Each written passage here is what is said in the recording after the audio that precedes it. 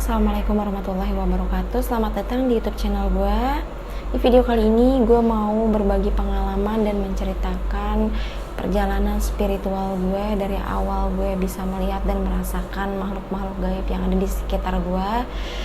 Sebelum gue lanjutin ceritanya, kalian jangan lupa like, komen, dan subscribe di video gue agar gue bisa semangat lagi bikin kontennya. Jadi awalnya itu gue bisa ngelihat sosok makhluk-makhluk halus itu di usia 5 tahun. Awalnya itu gue sakit demam sama 7 hari.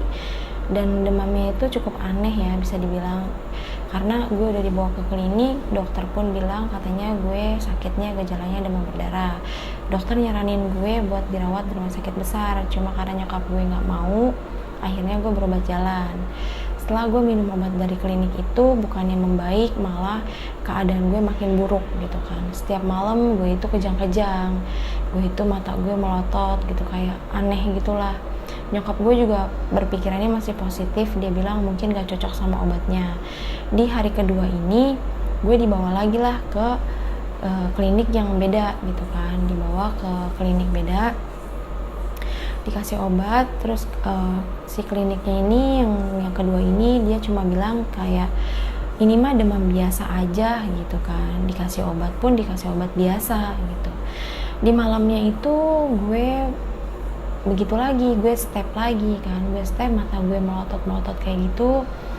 Setelah gue melotot ini, di hari keduanya gue ini tiba-tiba ngelihat ada sosok pocong yang ada di pojok kamar gue. Gue bangun, gue shock, gue kaget, gue nangis ke nyokap gue kan. Gue bilang ke nyokap gue, "Ma, itu ada sosok pakai bajunya putih, terus kepalanya diikat, matanya itu emang bener-bener kayak mau keluar gitu, matanya gak ada kelopak bawah dan kelopak atasnya tuh gak ada, jadi bener-bener bola matanya doang gitu yang gue lihat di hari kedua."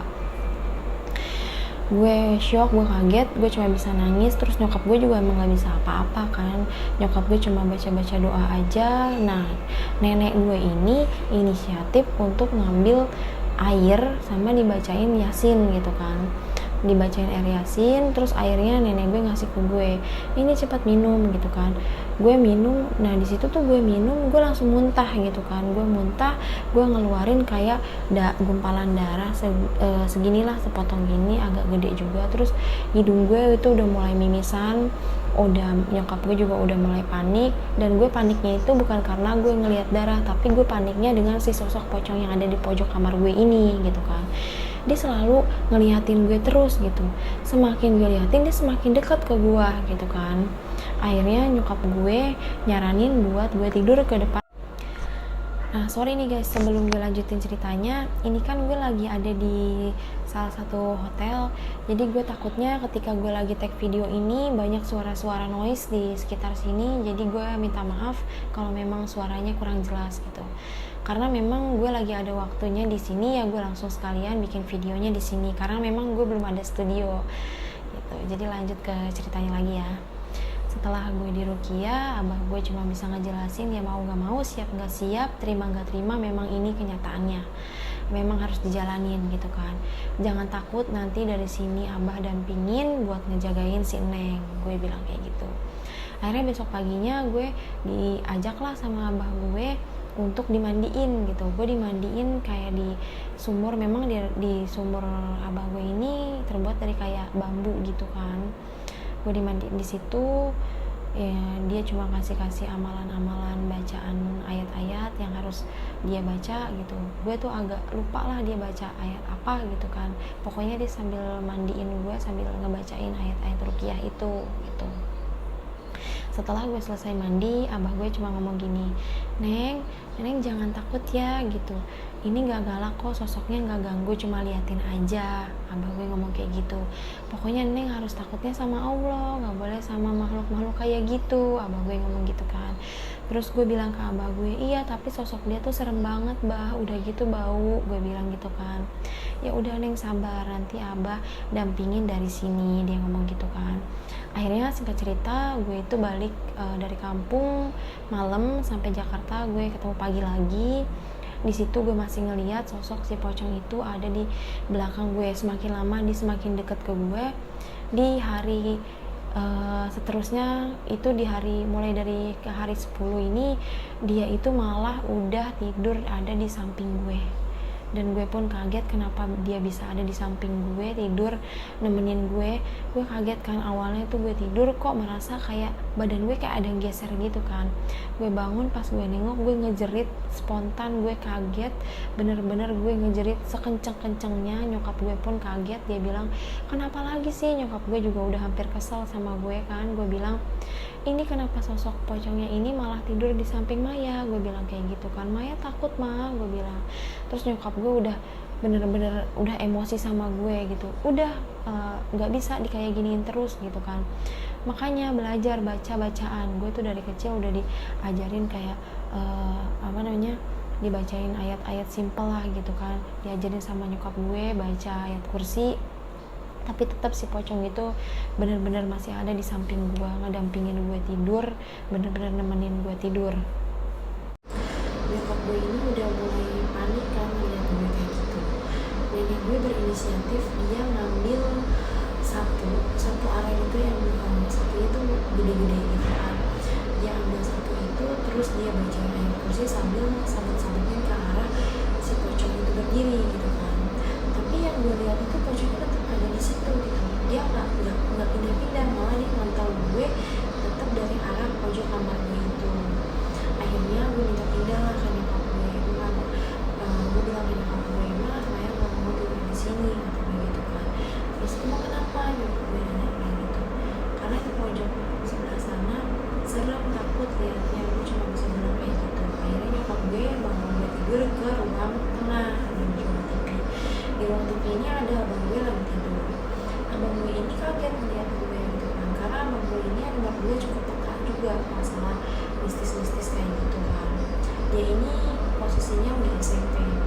Pas dia melihat gue, dia kaget, dia bilang, "Mak, kok Maya ada yang ngikutin gitu, sosoknya ini pocong." Makanya dia takut, terus dia nangis terus, nggak berhenti dia ngomong kayak gitu. Karena memang posisi gue di situ masih uring-uringan gitu kan, masih nangis terus, gue masih salah mau tidur pun gue takut.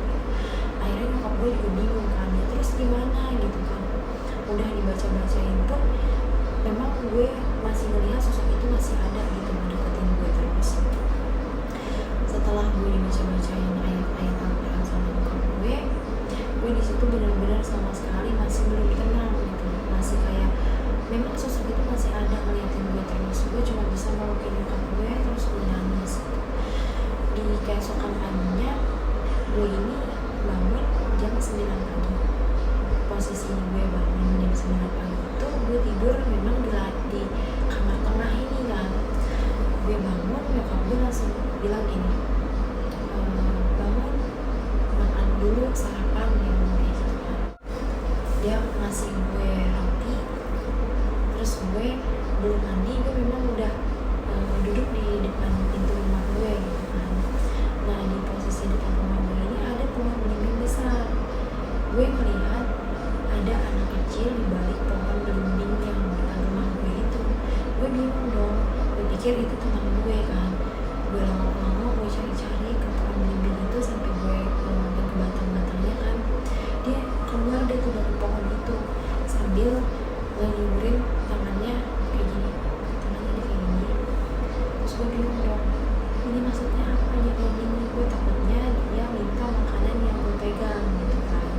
Akhirnya gue larilah ke nyokap gue bilang, "Mah." Nah sampai di hari ke-15 itu tetap dia masih di posisi yang sama nemenin gue tidur, di samping gue itu tetap ada dia. Tapi gue udah mulai terbiasa karena ya udahlah tiap hari gue juga ngelihatnya dia gitu kan. Nah gue iseng, gue ngomong sendiri, gue bilang, "Kenapa sih kok lu selalu ada di samping gue ngomong kayak gitu. Dia tiba-tiba ngeluarin suara, tapi bukan suara dari mulut, cuma gue tahu apa yang diomongin gitu kan. Dia bilang kayak gini, "Iya, saya ini penunggu yang ada di kamar kamu." Dia bilang kayak gitu. "Rumah saya di sini, harusnya kamu yang pergi dari rumah ini gitu, karena ini emang rumah saya." Dia bilang kayak gitu kan.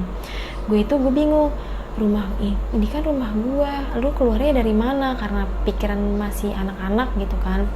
udahlah nggak gue pikirin kayak gitu. Setiap gue main dia pun masih tetap ngikutin, si sosok pocong ini masih tetap ngikutin gue. Sampai akhirnya gue main ke rumah temen gue, dan temen gue ngelihat gue itu aneh, dia langsung nangis ngelihat gue. Dia ngadu ke nyokapnya, dia bilang katanya gue ini mukanya udah pucat, udah kayak bukan gue gitu kan. Akhirnya gue pulang ke rumah juga dalam keadaan nangis, karena gue pikir gue itu kayak dibully gitu lah. Gue nangis ke nyokap gue bilang masa gue dikatain serem gitu kan. Masa Maya dikatain serem, kata gue. Emang Maya seserem apa? Gue bilang kayak gitu kan. Nyokap gue cuma bilang enggak kok, kamu nggak serem gitu kan. Mungkin kamu lagi sakit jadi kelihatannya pucat. Nyokap gue ngomong kayak gitu.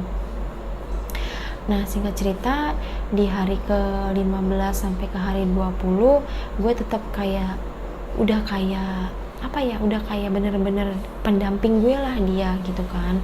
Sampai gue ini mau kemana-mana selalu ngelihatnya dia gitu kan. Di hari ke-20 nya gue baru bisa menemui sosok-sosok lain yang ada di rumah gue.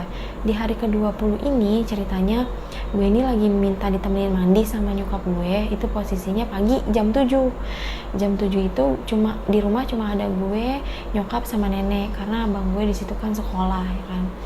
Gue mandi minta ditemenin sama nyokap gue, tapi nyokap gue itu nemeninnya nggak bener-bener di depan kamar mandi gitu. Nyokap gue ini nemeninnya sambil masak. Nah, karena rumah nenek gue ini rumah bangunan zaman dulu, rumah Betawi zaman dulu, jadi dapurnya tuh indoor gitu, kebuka kan. Akhirnya gue asik lah main air di deket kompak. Dulu kan masih zamannya kompak kan. Gue asik main air di situ. Pas gue lagi asik main air, gue ngeliat ada sosok keluar dari pintu kamar mandi gue yang kedua, yang di pojok itu kan. Itu sosoknya gede kayak binatang monyet gitulah, tapi palanya berbentuk pala angsa gitu, kayak soang gitu. Kepalanya panjang sampai bener-bener ngelewatin gue lagi main air itu. Sosoknya itu beneran gede, kepalanya kayak angsa, sampai dia tuh kepalanya bisa belengkok begini ke arah gue itu kaget, bener-bener kaget, karena gue baru ngeliat makhluk aneh gitu kan. Badannya monyet tapi kepalanya kepala angsa gitulah. Akhirnya gue teriak di situ, gue lari sampai gue kepleset, gue jatuh di kamar mandi. Nyokap gue kaget kan, kenapa sih kok lari-lari, jangan lari-lari di kamar mandi. Nyokap gue ngomong kayak gitu. Gue bilang, ma, di pojok kamar mandi nomor 2 ini ada sosok gede tapi kepalanya kayak kepala bebek. Gue masih mengenalinya itu kayak kepala bebek gitulah, pokoknya panjang gitu, melengkung gitu. Terus dia masih ngeliatin gue dengan mata yang merah gitu kan. Gue takut apakah gue salah gitu. Terus gue bilang, ma, itu sebenarnya sosok apa sih yang ada di situ gitu. Karena nyokap gue pun nggak bisa ngeliat gitu kan. Nyokap gue cuma bilang nggak ada apa-apa di situ. Udah mandinya udahan, makanya jangan lama-lama di kamar mandi. Nyokap gue selalu ngomong kayak gitu kan. Jangan lama-lama di kamar mandi, dia ngomong. Nah, si sosok pocong ini yang selalu nemenin gue, dia itu nungguin di belakang gue gitu. Jadi ketika gue lari, dia tuh kayak bener-bener ngejar gue gitu loh. Dia tuh nggak lompat-lompat tapi kayak jalan terus kayak ngambang gitulah. Gue tuh kayak ngerasa gue itu sebenarnya siapa sih gitu, masa gue punya teman seserem ini gitu kan. Akhirnya sampailah di hari ke-30 ini dia tetap benar-benar ada di samping gue, bahkan dia udah mulai ngajakin gue berinteraksi gitu. Berinteraksinya kayak misalkan gue lagi diem, gue lagi bengong, dia tuh coba buat komunikasi sama gue. Cuma gue nggak mau nerusin komunikasinya karena gue belum begitu paham, gue masih di usia 5 tahun ini kan. Kadang-kadang nyokap gue katanya ngelihat gue tuh ngomong sendiri gitu, dan gue tuh emang gue udah nggak tahu lah apa yang gue omongin, gue juga nggak inget gitu karena posisinya di situ gue masih umur 5 tahun gitu kan.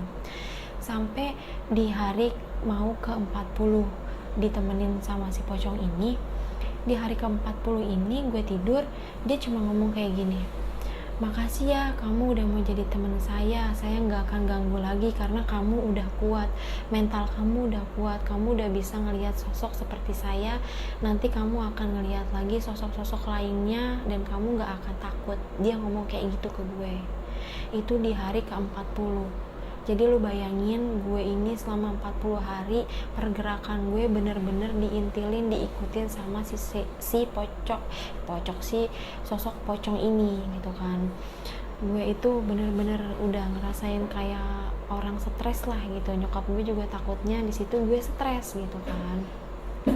Nyokap gue juga udah panik ngeliat kelakuan gue yang semakin hari semakin aneh gitu. Selama 40 hari pergerakan gue diikuti, didampingin sama sosok pocong, tapi belum berakhir di sini. Gue masih bisa ngelihat makhluk-makhluk lainnya. Dan di umur ke 8 tahun itu gue posisi kelas 3 SD. Yang gue inget, gue punya teman SD namanya Rizky. Dia udah almarhum, meninggal karena sakit demam berdarah. Gue ini ceritanya satu kelas ini lagi ngikutin pelajaran olahraga gitu. Cuma gue sama teman gue si Mia nggak ikut olahraga, jadi kita tuh di dalam kelas gitu kan. Gue tidur di pojok kanan, si Mia tidur di pojok kiri, jadi kita sama-sama di pojok tapi berseberangan gitu kan. Akhirnya gue tidur di situ. Nah si Mia ini tiba-tiba teriak gitu kan, dia teriak gitu, dia histeris banget deh teriaknya kan. Gue nengok, gue langsung kaget, loh kok ada si Rizky gitu. Mia, lu ngapain berdua sama Rizky di situ? Gue bilang gitu kan. Nah si teman gue ini, si Mia ini, dia juga ngeliat ada sosok si Rizky. Dia bilang, Mai, kuping gue ini dijewer sama si Rizky. Dia ngomong kayak gitu. Gue bilang, Ki, kamu nggak boleh nakal gitu kan. Kamu kan teman kita, masa kamu nakal, gue gituin. Nah si Rizky ini cuma nunjuk ke arah bangku yang didudukin si Mia ini. Gue bilang, Mia, mungkin ini bangkunya Rizky nggak mau didudukin sama elu, gue bilang kayak gitu kan. Setelah gue ngomong kayak gitu, guru wali kelas B masuk ke dalam kelas. Dia ngeliat gue, Mia, sama satu makhluk aneh ini katanya ngomong bertiga, padahal yang dia lihat itu cuma 2 gitu kan. Akhirnya gue dipanggil sama wali kelas gue. Dia bilang, Maya, Mia, kamu ikut ibu. Dan akhirnya gue dibawa ke ruang guru gue nanya-nanya. Dia bilang, kamu kenapa tadi ngomong berdua tapi kok kayak bertiga gitu. Terus gue bilang sama guru gue, iya bu, kita bertiga ini sama si Rizky. Gue tunjuk kayak gitu kan. Guru gue panik dong, dia cuma ngeliat gue sama si Mia doang. Terus si Mia ngomong gini, iya bu, ini ada si Rizky gitu. Kamu berdua kenapa sih gitu? Rizky kan udah nggak ada, nggak boleh ya diceritain. Dia ngomong kayak gitu kan. Enggak kok, tapi Rizkynya ada di sini. Gue nunjuk gitu. Karena memang dia ada di tengah-tengah gue sama si Mia ini gitu kan. Gue bilang sama guru gue, si Rizky nakal bu, tadi kupingnya Mia dijewer gitu gara-gara Mia dudukin bangkunya. Gue ngomong kayak gitu kan. Akhirnya guru gue ngeudahin lah nih omongan gue. Ya udah gitu, kamu di sini aja, nanti kalau mau pulang nanti ibu anterin. Dia ngomong kayak gitu kan. Nah akhirnya guru gue ini nganterin gue sampai ke rumah, dan dia nanya-nanya sama nyokap gue. Akhirnya nyokap gue ngejelasin kalau gue memang bisa ngelihat makhluk gaib dari usia 5 tahun. Disitulah guru gue tahu kalau gue punya kelainan. Nah disitulah guru gue kaget, karena dia baru tahu setelah gue kelas 3 SD gitu kan. Nyokap gue ngejelasin kalau gue memang bisa ngelihat itu dari usia 5 tahun gitu. Nyokap gue juga selalu nitip ke guru wali kelas gue ini. Dia selalu bilang, bu, nanti kalau misalnya Maya lagi ngomong sendiri, lagi aneh sendiri gitu, tolong ditegur aja ya bu gitu, karena saya memang gak bisa mengawasi Maya terus gitu kan. Nah guru gue bilang, iya bu, nanti kalau memang ada hal-hal yang aneh sama Maya, nanti saya coba tegur aja anaknya. Dia ngomong kayak gitu kan. Akhirnya rame lah tuh satu sekolah tahu kalau gue bisa ngelihat makhluk-makhluk gaib gitu. Nah awalnya gue sempet kayak, teman-teman gue tuh kayak pada takut gitulah berteman sama gue. Dia bilang, nggak mau berteman sama lu kan punya teman hantu, punya teman setan, kayak gitu terus kan. Gue itu di situ sempat stresnya karena memang bulian dari teman-teman gue yang dibilang gue stres lah, gue ngomong sendiri lah, gue punya teman hantu lah, kayak gitu. Nah akhirnya nyokap gue berusaha datang ke sekolah, coba ngomong sama wali kelas gue lagi untuk bilangin teman-teman gue gitu kan. Akhirnya teman-teman gue di situ semakin lama dia semakin mengerti lah dengan keadaan gue. Akhirnya singkat cerita ini, gue di usia 12 tahun lah kalau nggak salah, itu gue SMP, gue malah ngalamin hal-hal yang aneh gitu kan. Gue malah setiap gue ngeliat temen nyokap gue yang selalu dibawa ke rumah, jadi nyokap gue ini kalau ada temennya yang lagi kesusahan, kalau ada temennya yang lagi butuh bantuan dalam hal spiritual lah gitu, dia tuh selalu ngajak ke rumah. Terus dia bilang katanya gue bisa mengobati si teman-temannya ini gitu kan. Nah akhirnya gue pulang sekolah, gue baru banget pulang ke rumah, nyokap gue ngomong gini, Mai tolong dong liatin gitu kan, ini teman mama kayaknya memang lagi ada masalah gitu kan. Gue ngeliat nih ke arah teman nyokap gue, emang sih gue lihat yang ada di dia itu kayak lagi galau, dia kayak lagi bingung karena memang lakinya itu posisinya selingkuhin dia gitu kan. Gue ini spontan ngomong langsung ke ke temennya nyokap gue bilang, mah ini mah suaminya punya pacar lagi. Gue refleks ngomong kayak gitu kan. Dan nyokap gue bingung, kalau ngomong jangan yang aneh-aneh gitu, jangan yang enggak gitu kan. Nah si temannya nyokap gue ini barulah cerita jujur ke nyokap gue kalau dia memang lagi diselingkuhin sama suaminya gitu. Sampai akhirnya temennya nyokap gue pun aneh gitu, kok anak lo bisa tahu sih gitu gue lagi ada masalah rumah tangga gitu kan. Nah semenjak kejadian itu nyokap gue semakin percaya nih, dia semakin merekomendasikan teman-temannya, tetangga-tetangga gue kalau ada apa-apa pasti nanyanya ke gue.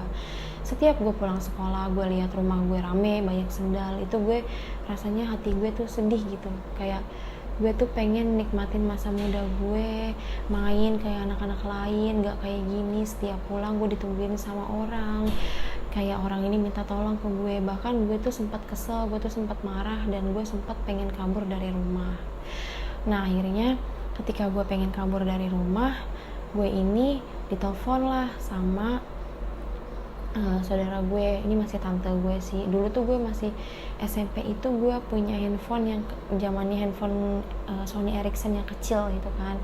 Itu memang cuma bisa SMS dan telepon doang, dan posisinya handphone gue tuh di situ rusak, jadi cuma bisa nerima telepon doang. Gue angkat, gue tuh niatnya tadinya pengen kabur ke rumah teman gue gitu kan, karena ditelepon sama tante gue, ya gue nggak jadi lah, dia ngejemput gue di rumah teman gue ini. Akhirnya tante gue kan bisa melihat makhluk-makhluk gaib juga. Dia bisa dibilang samalah kayak abah gue, dia itu pakar guru spiritual gue gitu kan. Dan memang di keluarga gue ini ada beberapa orang yang indigo lah gitu. Cuma gue di sini menegaskan kalau gue ini ibaratnya gue nggak mau dibilang indigo gitu, kayak terlalu berat banget gitu kan. Nama indigo itu kayaknya udah terlalu jadi bulian orang gitu. Ya biarin lah mereka mau percaya, syukur, nggak percaya ya whatever gitu kan. Akhirnya gue balik, dijemput sama tante gue dinasehatin sama tante gue.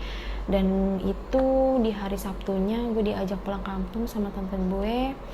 Akhirnya gue nyampe ke kampung, gue ketemu sama abah gue lagi, gue diajarin di situ, diajarin bener-bener lebih ke meditasi, olah nafas gitu. Dan abah gue ngomong, kamu udah gede, kamu udah SMP, abah mau kasih titipan lagi ke kamu, abah mau ijazahin lagi ke kamu, abah mau ngasih sosok pendamping buat kamu gitu kan. Memang ini dari leluhur gitu, turun temurun gitu kan.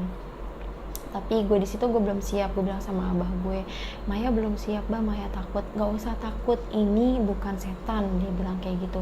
Kamu ngelihat setan aja selama 40 hari, lihat pocong kamu lama-lama gak takut gitu kan.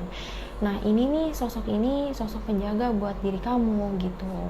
Jadi kalau misalkan ada orang yang mau jahatin kamu, itu memang kamu udah peka duluan. Abah gue selalu ngomong kayak gitu. Akhirnya gue maulah disuruh meditasi sama abah gue. Nah setelah gue nyampe kampung, gue itu diajarin olah nafas dan meditasi. Setelah gue olah nafasnya gue udah bisa, karena abah gue bilang olah nafas ini bagus untuk melatih mental, biar kita gak tegang gitu, biar relax gitu kan. Nah gue dibawa nih ke pendopo yang waktu itu gue diruqyah gitu, karena memang di situ ada salah satu makom keramat, dan memang diurusin sama abah gue sendiri gitu. Akhirnya gue diajak meditasi di situ. Gue meditasi malam jam 12 hampir setengah 1. Abah gue bener-bener kayak ngebuka titik aura yang ada di badan gue, semuanya itu bener-bener dibuka. Jadi bisa dibilang indera keenam gue itu memang mulai lebih mantap lagi gitu. Jadi dari indera perasa, indera penglihatan, indera pendengaran itu udah sinkron semua. Makanya abah gue udah mulai berani nitipin sosok pendamping ke gue. Gak tanggung-tanggung abah gue nitipin sosok 3 pendamping yang sampai sekarang masih mendampingi gue. Insya Allah dia ngebawa gue ke jalan yang benar gitu. Jadi setelah meditasi abah gue bilang nanti kalau ada pergerakan atau sosok yang tiba-tiba muncul di samping atau di belakang kamu jangan lari. Abah gue ngomong kayak gitu. Akhirnya gue coba, gue kuatin mental gue, dan di situ gue berhasil. Sampai gue ketika gue didatangin 3 sosok ini, gue sampai terpental gitu kan. Memang energinya lebih kuat banget daripada gue terpental, gue jatuh, gue muntah lagi, tapi muntahnya ini gue nggak ngeluarin darah lagi. Di situ yang gue lihat sosok pertama kali muncul itu kakek-kakek, jenggotnya panjang, warnanya putih. Beliau ini pakai sorban putih. Nah, yang sosok kedua kali yang gue lihat ini adalah harimau atau macan belang, warnanya orange. Yang satu lagi macan atau harimau warnanya putih gitu kan. Mereka itu datang secara bertigaan. Jadi di tengah ini sosok si beliau, si bapak ini, terus si macan yang warnanya orange sama yang macan warnanya putih. Mereka jalan bertiga beriringan. Nah, macan-macan ini dia berhenti di sisi kanan dan kiri gue, sedangkan sosok beliau ini ada di belakang gue gitu. Nah, jadi disitulah gue dikasih titipan kodam. Abah gue cuma nitip pesan jangan sembarangan memainkan kodam yang ada di diri kita, karena sesungguhnya kodam itu bukanlah penolong kita gitu. Penolong kita adalah tetap Allah. Abah gue selalu wanti-wanti gue kayak gitu. Abah gue ini tetap ngasih wejangan ke gue. Dia ngasih pesan ke gue, ketika orang yang punya kodam ini udah menyerap, maksudnya si kodam ini udah menyerap ke badan kita dan memang dia ini mau gitu dititipkan ke gue ini gitu kan. Abah gue bilang jangan jadi orang yang sombong, tetap rendah hati, jangan salah gunakan kodam. Apapun kesulitan, apapun kesusahan kamu, tolong jangan kendalikan kodam kamu, tetap kamu mintanya ke Allah Subhanahu wa Ta'ala, karena sesungguhnya kodam ini adalah makhluk ciptaan Allah juga gitu kan. Makanya di sini kadang gue suka ngerasa kesel sendiri gitu ya. Kadang orang bilang, kan lu punya kodam, kenapa nggak ditolongin sama kodam lu? Nggak kayak gitu konsepnya orang punya kodam. Jadi nggak boleh disalahgunakan. Kodam ini dia punya tugasnya cuma melindungi kita aja gitu. Melindunginya dari apa? Melindunginya kalau memang ada orang yang mau berbuat jahat sama gue, itu udah gue rasain radius 10 meter. Misalkan ada orang mau melakukan hal aneh-aneh sama gue, ini gue udah peka duluan gitu. Bahkan kalau memang misalkan ada orang yang mau ngasih kiriman kayak santet, pelet atau apa gitu, nah ini gue udah sering banget ada kiriman kayak gini datang melalui mimpi gue gitu. Dan gue bangun, gue tetap ngejalanin sholat malam gue minta sama Allah, ya Allah kalau memang sosok ini positif, tolong arahin saya ke jalan yang benar gitu. Nah, memang setiap mau kena musibah, kayak misalkan gue pernah pengen dipelet sama salah satu cowok.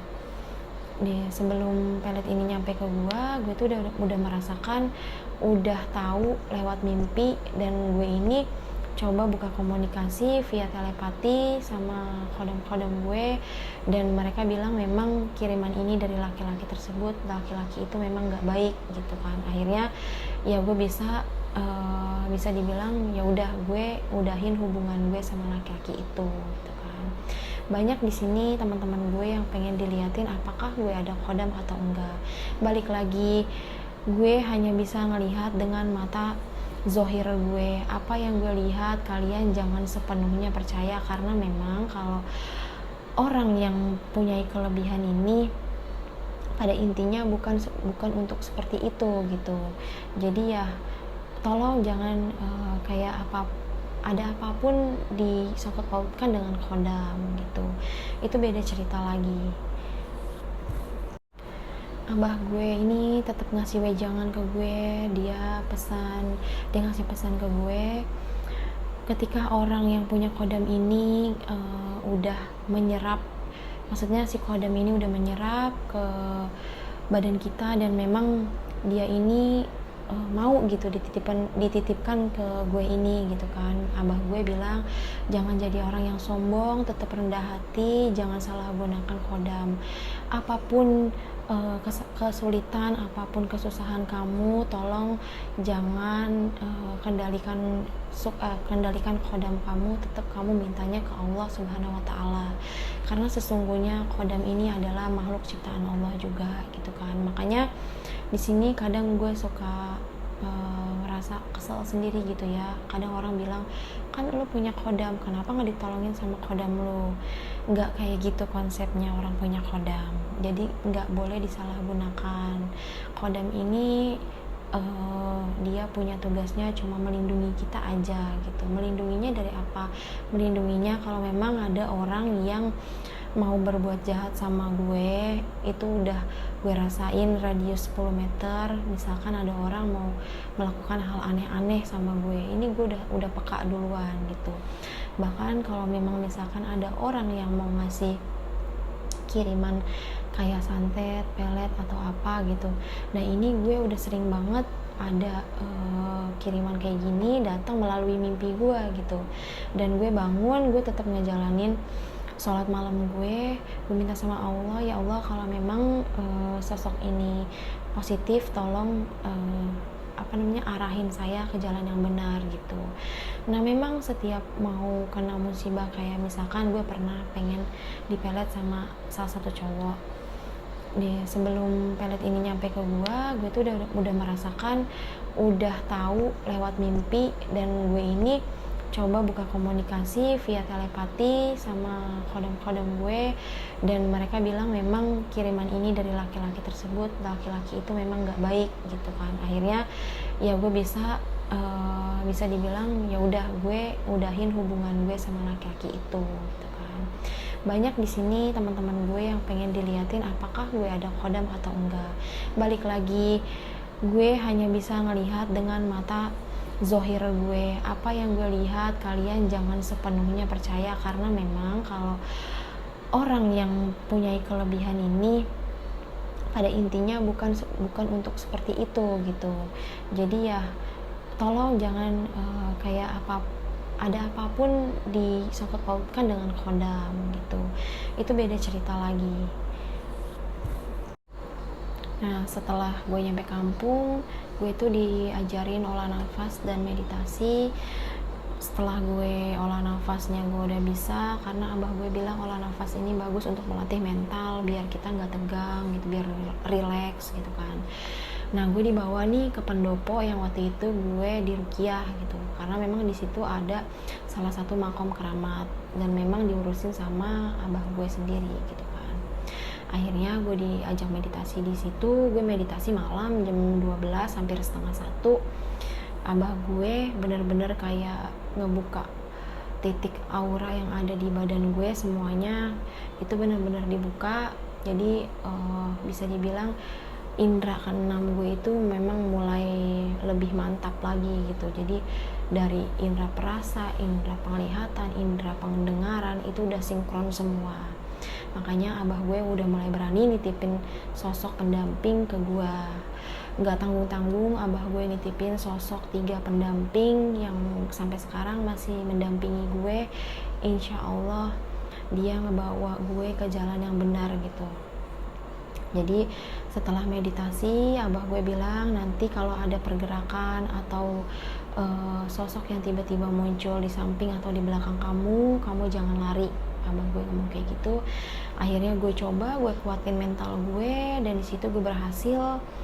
Sampai gue ketika gue didatangin tiga sosok ini gue sampai terpental gitu kan. Memang energinya lebih kuat banget daripada gue terpental, gue jatuh, gue muntah lagi, tapi muntahnya ini gue nggak ngeluarin darah lagi. Di situ yang gue lihat sosok pertama kali muncul itu kakek-kakek, jenggotnya panjang, warnanya putih, beliau ini pakai sorban putih.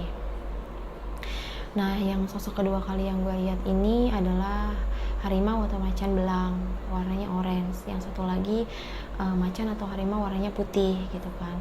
Mereka itu datang secara bertigaan, jadi di tengah ini sosok si beliau, si bapak ini, terus si macan yang warnanya orange sama yang macan warnanya putih. Mereka jalan bertiga beriringan. Nah, macan-macan ini dia berhenti di sisi kanan dan kiri gue, sedangkan sosok beliau ini ada di belakang gue gitu. Nah, jadi disitulah gue dikasih titipan kodam. Abah gue cuma nitip pesan, jangan sembarangan memainkan kodam yang ada di diri kita, karena sesungguhnya kodam itu bukanlah penolong kita gitu. Penolong kita adalah tetap Allah. Abah gue selalu wanti-wanti gue kayak gitu. Abah gue ini tetap ngasih wejangan-wejangan sampai sekarang, dan abah gue ini, yang gue ingat dari abah gue ini, dia selalu bilangnya itu gini, kendalikan sukmamu, jangan sampai si kodam ini yang kendalikan kamu gitu kan. Lepasin aja raganya, kendalikan sukmanya, tapi kontrol kodamnya. Jadi ketika gue emosi, takutnya si kodam ini ikut emosi, dan akhirnya aura negatifnya nyampe ke gue, terus gue takut melakukan hal-hal yang aneh. Makanya gue ini selalu ngebentengin diri gue dengan doa-doa zikir yang memang diajarkan di dalam agama Islam gitu. Jadi memang orang yang punya kodam ini bukan seenaknya kayak gue punya kodam loh gitu, lo mau macam-macam sama gue bakalan bisa balas, nggak kayak gitu caranya. Orang yang punya kodam ini nggak boleh disalahgunakan untuk dalam hal kejahatan. Terus gue juga kayak ya memang gue bisa lihat dan bisa interaksi dengan sosok kodam yang ada di badan gue ini. Ya gue nggak mau gue dikendaliin sama mereka, tapi segimana mungkin, segimana sebisanya gue harus mengontrol mereka gitu. Karena orang yang mempunyai kodam berupa macan atau harimau itu memang bisa dibilang auranya itu tenang, tapi ketika diusik, kalian tahu sendiri bagaimana macan kalau mereka diusik. Mereka tuh sebenarnya kalau nggak diusik itu ya tahulah sosoknya macan kalau lagi diem itu santainya kayak gimana gitu. Jadi tolong kalau memang kalian percaya dengan cerita-cerita gue ini, tolong kalian ambil hikmahnya, buang negatifnya, karena tontonan ini adalah tuntunan. Gue mau berbagi cerita pengalaman gue ini, mungkin bisa diambil pelajaran dan hikmahnya dari video gue ini, dari perjalanan spiritual gue ini. Dan buat kalian yang masih penasaran sama cerita-cerita gue selanjutnya, nanti gue bikin lagi cerita selanjutnya, karena memang cerita story kehidupan tuh banyak yang memang gak ada ujungnya gitu. Sampai sekarang pun kalau mau diceritain ya banyak banget hal-hal mistis yang gue alamin gitu. Nah, makanya kalian subscribe, like, komen, dan share video-video gue di sosial media yang kalian punya. Jadi biar gue tambah semangat lagi nih bikin konten-konten selanjutnya. Mungkin segitu aja cerita spiritual gue di video kali ini. Terima kasih, selamat malam, sampai jumpa.